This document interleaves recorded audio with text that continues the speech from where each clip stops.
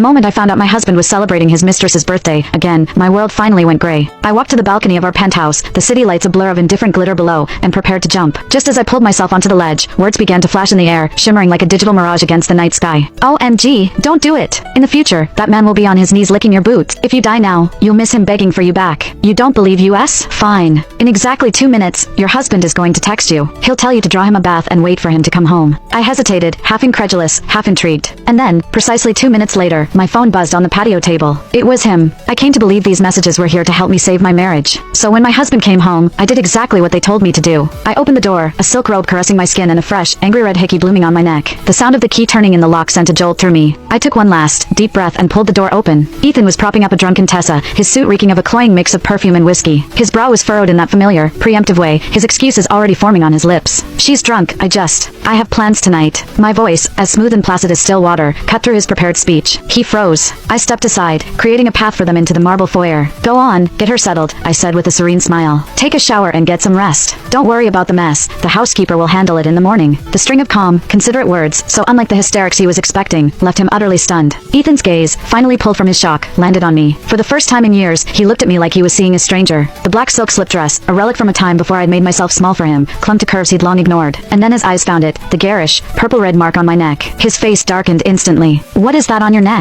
The question was a low growl, laced with a tremor I hadn't heard in his voice since we were young and still afraid of losing each other. I instinctively raised a hand to cover the spot, my eyes darting away in a practiced display of panic. It's nothing. A mosquito bite, probably. Without giving him another glance, I grabbed my purse from the sofa, slipped on my heels, and walked past him. Where are you going? He demanded, his voice tight with a rage he was barely suppressing. I didn't turn back, giving him nothing but the sway of my hips and the sharp click of my heels on the floor. The moment I was outside, the cool night air hit me, and my carefully constructed composure crumbled. I leaned against the brick exterior of our building, my heart hammering against my ribs. Comments, I whispered to the empty street. Did I do the right thing? Instantly, the shimmering text flooded my vision, wrapping around me like a comforting blanket. The right thing? Girl, you killed it. You are the queen. Did you see the look on his face? I could watch that on a loop forever. Priceless. You've been too good for too long. He got so used to it, he thought you had nowhere else to go. Remember the rule. Good girls get a pat on the head. Bad bitches get everything. I thought of the shock and raw, possessive anger on Ethan's face, a flicker of the man who once cared. And I knew, with a certainty that settled deep in my bones, that the comments were right. You have to commit. Go to a club, someplace he can't find you. A club? I was the kind of woman who apologized when someone else bumped into me. But the words felt like 1,000 invisible hands, pushing me forward into the night. The music was a physical force, a wall of sound that vibrated through my bones. Strobe lights fractured the darkness, catching glimpses of bodies writhing on the dance floor. I huddled in a corner booth, clutching a cocktail I hadn't touched. Don't be scared, honey. You're gorgeous. Own it. Feel the beat. Let yourself go. Swept up by their encouragement and the intoxicating energy of the room.